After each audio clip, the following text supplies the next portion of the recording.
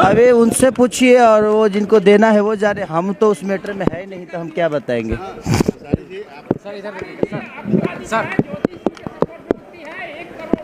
भाई मुझे मत बुलवाइए इस सब चीज़ों में, उन लोग का फैमिली मैटर है, वो लोग समझ लेंगे आपस में।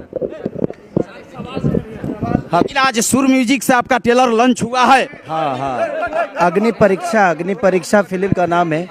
एक बहुत ही पारिवारिक फिल्म है वो, एक बहन भाई का जो होता है प्यार, उसके लिए वो सिनेमा बनी है। तो बस प्रयास है कि बेहतर सिनेमा बनाए हम लोग। ट्रेंडिंग चल रहा है अभी। हाँ, ट्रेंडिंग में है वो, 8 नंबर या 7 नंबर ट्रेंडिंग पे है। तो बहुत दिन बाद सिनेमा ट्रेंडिंग में आया। लेकिन मनोज तिवारी बोल दिए हैं कि भाई आप बीजेपी में खेसारी लाल आएंगे। अरे भाई, मैं सच पूछो तो मैं किसी पार्टी में नहीं हूँ, और मैं सिर्फ लोगों के प्यार में हूँ, और जहाँ था मैं वहीं हूँ। बस लोगों का प्यार मिलता रहे, इससे ज़्यादा कुछ नहीं। और मैं कलाकार ही सही हूँ, मुझे बाकी कुछ नहीं बनना। लेकिन एक बयान बहुत बड़ा वायरल हो रहा है कि गड़हा में गिर गए, अब तो फ्लाइट से आ रहे हैं। छोड़िए, वो बड़े भाई हैं, कुछ भी कह सकते हैं। Thank you. खेसारी जी, लालू जी सब अभी आ रहे हैं साथ में, आप क्या कहें? उनका आशीर्वाद है, और आपने आशीर्वाद हमेशा लिया? आशीर्वाद तो अब जाके ले लूँगा मैं अभी, क्योंकि अभी भीड़ भाड़ में ठीक नहीं रहेगा वो तो।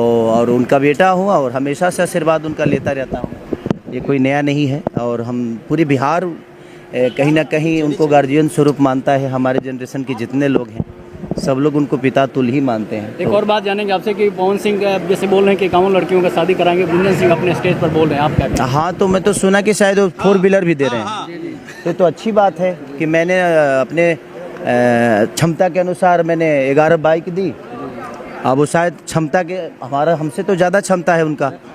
और उनके भाई है भाई गुंजन जी, तो उनके भाई हैं, और वो लोग एक थाली में खाने वाले लोग हैं। तो गुंजन जी ने बोला है कि 11 4 व्हीलर देंगे, तो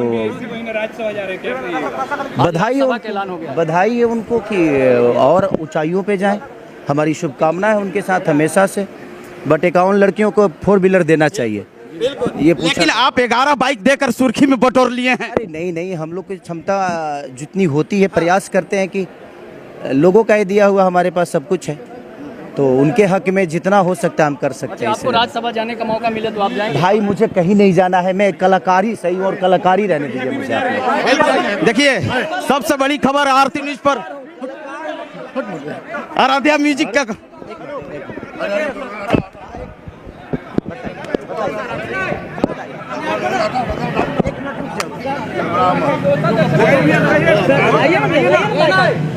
माइक लाइए,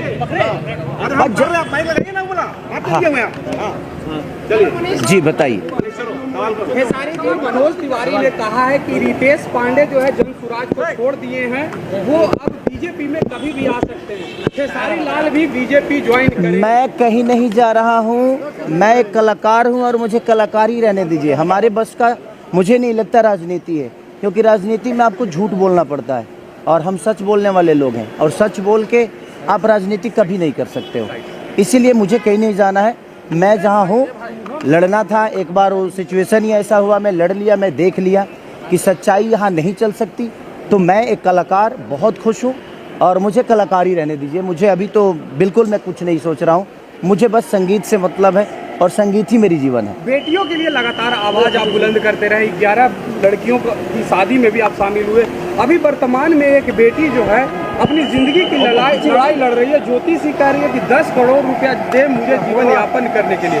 क्या कहिएगा एक बेटी का दर्द? देखिए, मैं पहले कुछ बोल गया था, और उस बातों को लेके बहुत ज़्यादा ट्रोल हुआ फालतू में मतलब के। अभी उनका पारिवारिक मामला है, और मैं कुछ भी बोलूँगा, एक बेटी मुझे बेटी है, तो उस दर्द के हिसाब से मैं कुछ बोल जाता था। लेकिन मुझे नहीं लगता कि मुझे बोलना चाहिए, क्योंकि बोलने के बाद फालतू के सवाल मेरे ऊपर खड़े हो जाते हैं कि मैं पारिवारिक मुद्दों में उलझता हूँ। अब ये तो सरकार का विषय है, कोर्ट का विषय है, और ये जिनका विषय है ये उनको ही निपटाना चाहिए।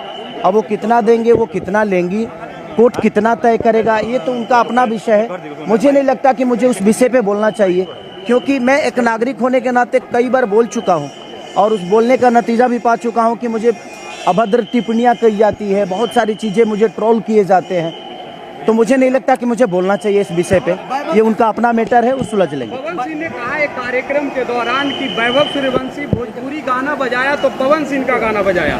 लोग झूठे का अपने गाने का वाहवाही लूटते हैं, लेकिन पवन सिंह का गाना बजा वो भी वैभव सूर्यवंशी ने बजवाया। अरे तो वैभव सूर्यवंशी हम सबका गौरव है, और भोजपुरी उनका बजे मेरा बजे बात विषय नहीं, बच तो भोजपुरी ही रहा है ना।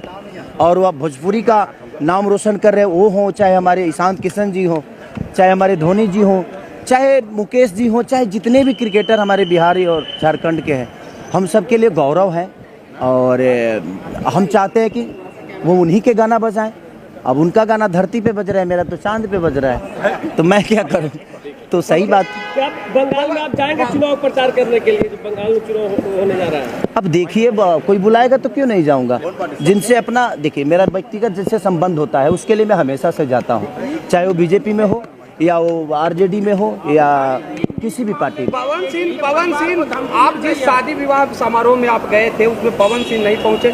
जब अंकुश राजा से सवाल किया गया तो उन्होंने कहा कि मैं क्या करूं, इनविटेशन तो उन्हें दिया था, लेकिन खेसारी लाल पहुंचे शायद इस नहीं, चुनाव में शायद वादा किए थे, उन्होंने वादा किया था कि 11 नहीं 21 बेटियों का शादी होगा।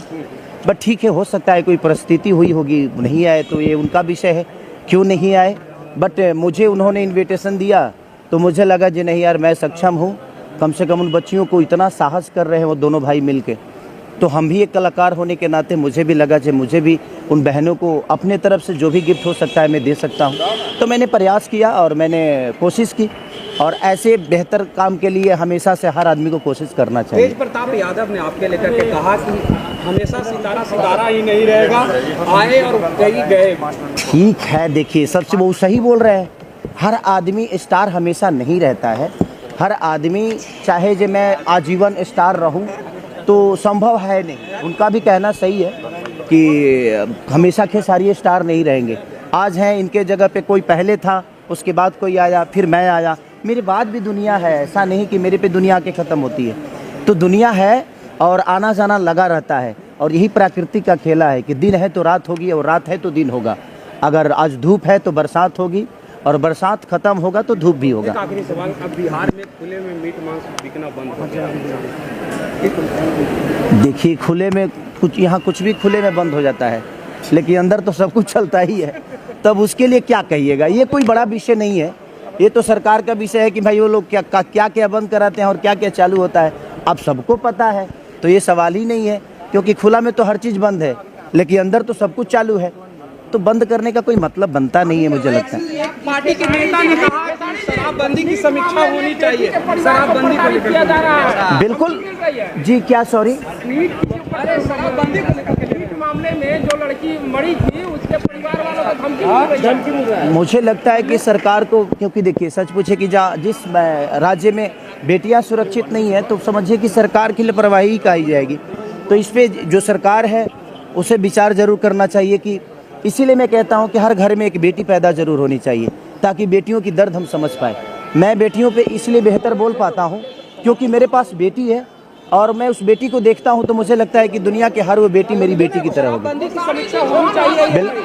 क्या समीक्षा करिएगा सर, आज 10 साल से शराबबंदी और कई बार समीक्षा करिएगा। जो सरकार ने बंद किया है सरकार उसी की है, तो सरकार अपनी समीक्षा कराएगी। आपको लगता है कि सरकार अपनी समीक्षा कराएगी? क्योंकि बंद भी उन्होंने किया है और लापरवाही भी उन्हीं की है। तो थैंक यू सो मच।